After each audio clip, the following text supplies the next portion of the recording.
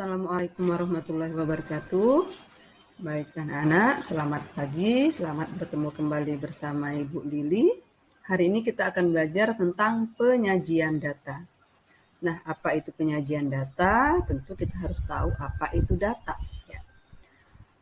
Jadi penyajian data ini ya namanya menyajikan seperti orang tua kita masak atau ibu di rumah kalian masak, kan disajikan setelah dimasak. Nah, begitu juga data. Data ini setelah diperoleh, setelah dikumpulkan, nah, maka harus disajikan.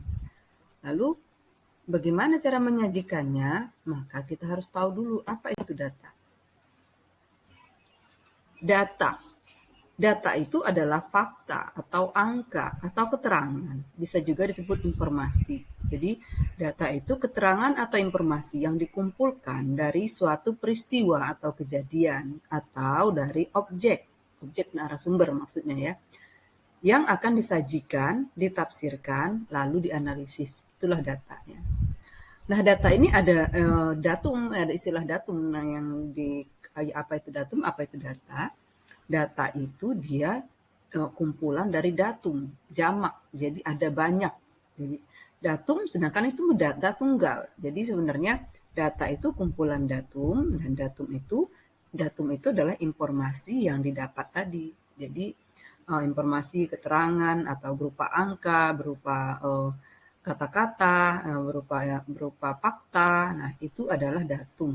Tapi ketika dia jamak, banyak, dia disebut data. Jadi kalau bicara data, berarti bicaranya jamak. Ya. Bagaimana cara mengumpulkannya? Ya, cara mengumpulkan data itu bisa ada 3 cara. Pertama, wawancara langsung atau interview ya. Yang kedua dengan observasi, dengan pengamatan maksudnya. Dan yang ketiga adalah kuesioner. Bagaimana pelaksanaannya? Itu tergantung nanti di lapangan ya. Oke, setelah kita masuk ke bagaimana mengumpulkan, sekarang jenis data itu sendiri ada apa aja. Jenis data ini ada namanya data primer, ada namanya data sekunder. Data primer ini data yang diperoleh secara langsung dari narasumber. Jadi misalnya ketika kita melakukan wartawan-wartawan melakukan wawancara dan mewawancarai suatu peristiwa, misalnya adanya kejadian bencana alam dan wawancara itu mewawancarai narasumbernya, nah itu adalah data langsung, data primer namanya ya.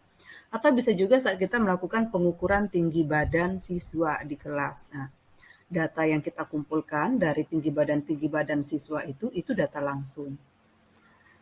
Lalu data sekunder itu apa? Data yang didapat tidak langsung. Jadi ada data yang langsung, ada tidak langsung. Data sekunder itu misalnya adalah kamu ditugaskan oleh ibu saya untuk mengumpulkan data nilai mapel bahasa Indonesia. Nah, data nilai ulangan mapel bahasa Indonesia. Nah, kamu tidak bisa mengumpulkannya secara langsung. Kamu harus meminta dulu ke pihak yang ketiga, yaitu ibu guru mata pelajaran bahasa Indonesia. Nah, itu data sekunder. Atau yang lebih ininya lagi, misalnya data jumlah sekolah. Nah, seseorang itu tidak akan bisa mendapatkan jumlah data sekolah secara langsung karena dia butuh biaya, butuh dana untuk mensurvei atau untuk mendatangi setiap sekolah. Maka dia datang saja ke Dinas Pendidikan, maka dari Dinas Pendidikan akan dapat informasi berapa banyak sekolah di suatu kabupaten ya. Nah, ini adalah contoh-contoh atau jenis data.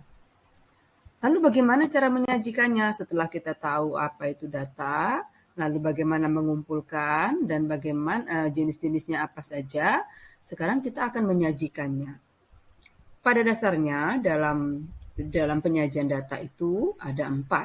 Pertama dengan tabel, yang kedua dengan diagram batang, diagram garis, dan diagram lingkaran. Nah, dengan tabel ini sudah sering ya, yang sudah sering kita lakukan dalam keseharian kita, terutama dalam hal pencatatan penilaian. Jadi kalian bisa melihat dalam tabel-tabel nilai, terutama di raport kalian itu tabel. Raport kalian itu tabel, data tabel ya. Karena itu yang akan kita bahas di materi kita itu hanya penyajian data dalam bentuk diagram batang, diagram garis, dan diagram lingkaran.